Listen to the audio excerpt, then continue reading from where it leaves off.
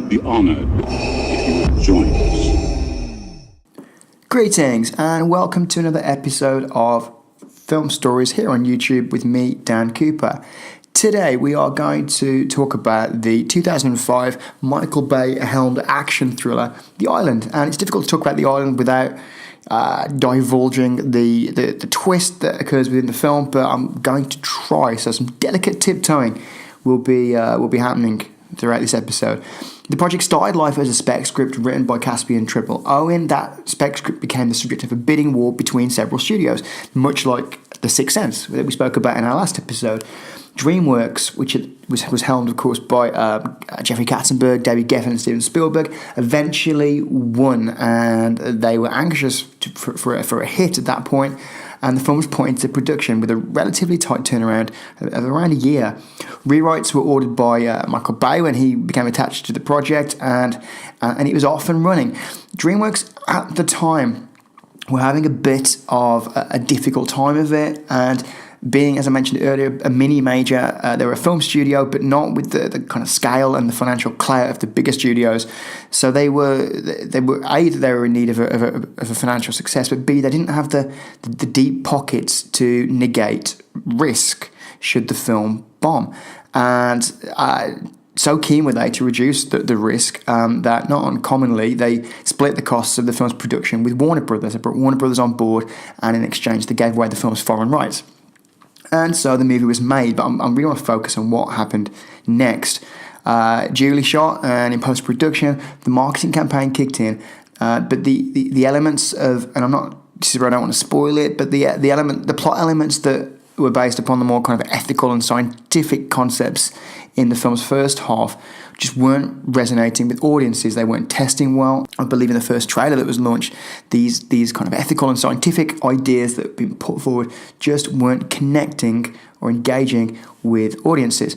And so, this being a Michael Bay film, and of course if you've seen The Island, you'll know it very much becomes a Michael Bay film, Dreamworks fell back on the film's really action-laden second half of the movie for their promotion materials, and they then shifted the marketing of the movie towards that of an action blockbuster. And that's an issue with the film, because The Island, when you watch it, you do always kind of get the sense that there's a much better film lurking around within it that was never fully explored, and it does, as the film progresses, it does become more and more of a Michael Bay film, and all the spectacle that you would expect from Michael Bay. The problems here, though, were several, because the second half of the film, from which the marketing began to derive its material, meant that trying to do this without spoilers for storyline reasons became difficult, because you're using a lot of footage from the second half of the film. On top of that, for storyline reasons, it became difficult to sell the film based on its title, The Island, because the second half of the film really doesn't deal with that element as much. Add to that, the film's two central stars, Ewan McGregor and Scarlett Johansson, made their names largely off the back of really interesting roles in interesting films. Roles in which they were really well suited to, given the film's first hour. But it's fair to say that neither character had ever headlined an action blockbuster before, unless you want to count McGregor's turns as Obi-Wan Kenobi in the Star Wars prequels, which I don't really. They're ensemble films, to name but one reason. And so suddenly we have two stars that aren't really associated with this specific action blockbuster genre selling a film with a confusing title.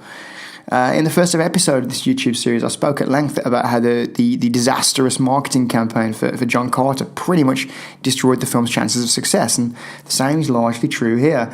Coming up to the film's week of release, The Island simply wasn't tracking anywhere near where Dreamworks wanted it to be. Using the 4-quadrant system that's universal within film marketing, the key demographic at that point were males under 25. That's your key quadrant, traditionally seen as the easiest group to get into a cinema on opening weekend, and then of course you create from there word of mouth. traditionally, these are the easiest group to get into the cinema, but this quadrant was not aware of the film's existence in the numbers that DreamWorks were hoping for and looking for. For franchise movies, the awareness for that quadrant can often run close to 100% awareness. Spin-offs, remakes, and the like runs at 90% or so. And movies like The Island, which is an original IP, an original intellectual property, will usually track about 60 to 70% awareness, but in the case of The Island, it just wasn't happening.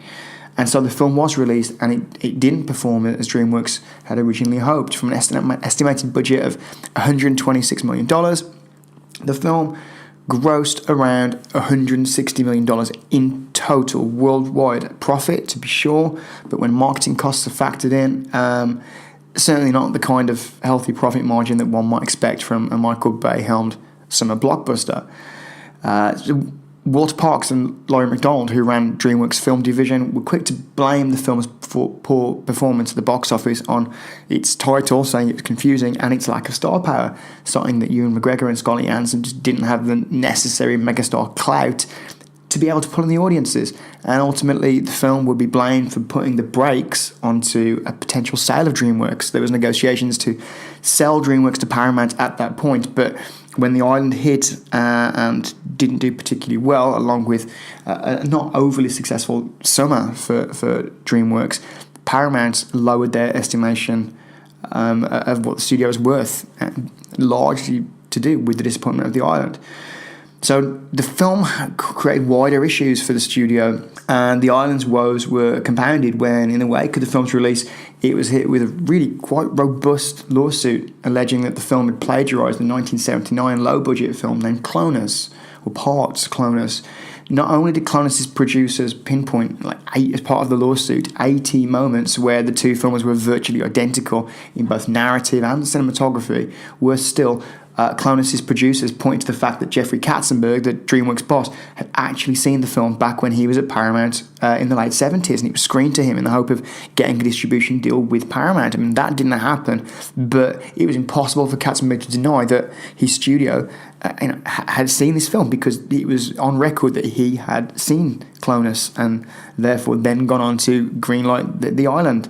And now DreamWorks had produced this film, which was startlingly similar in a number of ways. How did it all end? Well, as recently as 2013, the script's writer, Treadwell Owen, he claimed to never have seen the film, washing his hands of it. Its director, Michael Bay, lamented the film's marketing strategy. And DreamWorks head of marketing admitted that really setting an unreasonable date was the catalyst for many of the film's problems. The lawsuit between the makers of Clonus and DreamWorks was settled, unsurprisingly, for what was reported to be a seven-figure sum. So that would have bit into the profit margins, the slim profit margins that DreamWorks could call upon. And only really, in the end, Warner Brothers came out of the situation with anything positive, as they, if you remember, had secured the overseas rights to the film, and it did much better overseas than its US gross, meaning that Warner Brothers at least made a profit from The Island. But all in all, you've really got the story of a film where poor marketing decisions really, and the entire process from greenlight onwards, really rushed and perhaps not going through the necessary checks and balances right through to the marketing campaign, resulting in a film which really wasn't perhaps as great as it could have been, given the strength of its original concept, but even left with the product that they were, still really poorly handled. That's our film story for this week here on the YouTube channel. Please do subscribe, do like. When you see us on Twitter, give us a retweet. It all really helps. You, of course, can find the website at filmstories.co.uk, where you can also find links for our lovely print magazine. Yes, the jewel in our crown, our wonderful print magazine. We have issue 2 currently winging its way to subscribers.